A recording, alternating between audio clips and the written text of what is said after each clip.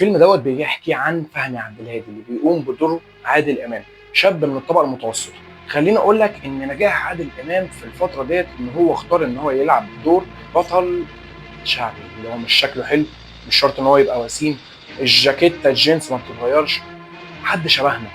ودي من عبقريه عادل امام على فكره، من قوه اداء عادل امام. في ناس قالت ان عادل امام ما بيعرفش يمثل. يا جماعه، في ناس بتقول ان عادل امام تمثيليا هو مش اقوى حاجه. خليني اقول لك ان انا مش متفق معاك على النقطه ديت، انا واحد من الناس بصراحه ده كان رايي. بس خليني اقول لك بعد مراجعه شويه حاجات لعادل امام، لا، انا اسف، عادل امام ممثل قوي جدا جدا جدا جدا جدا، وذكي اكتر ما هو قوي. مش هنروحوا كتير في النقطه ديت، خلينا نتكلم النهارده عن حتى لا يطير الدخان، لان انا عامل لك حلقه مراجعه عن عادل امام هتنزل قريب جدا ان شاء الله، هنتفرجوا عليها وهنتكلم فيها اكتر عن عادل امام كعادل. خليني اكلمك هنا عن فهمي عبد الهادي، الشخص الفقير اللي من الطبقه الكادحه اللي بيدرس في كليه حقوق، وشاء القدر ان اصحابه يكونوا من الطبقه الاعلى، الطبقه الغنيه.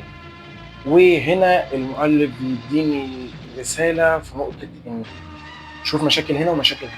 شخص من كم الفراغ اللي في حياته، هو مش مفيش هدف لحاجه، وشخص من كم المسؤوليه اللي في حياته، هو محقق هدف لكل حاجه بس مش قادر ينفذها لانه ما عندوش نقطه الفلوس دي. اه، الفلوس هنا مش هدف، بس الفلوس هي دافع، الفلوس هي بتقدر تساعد، مش هنكذب على بعض، ده اللي المؤلف كان عايز يقوله. شخصيه فهمي عبد الهادي هي شخصيه عندها طموح كبير جدا، وده اللي مع الفيلم واحنا بنمشي له هو بيوصله بشكل او باخر.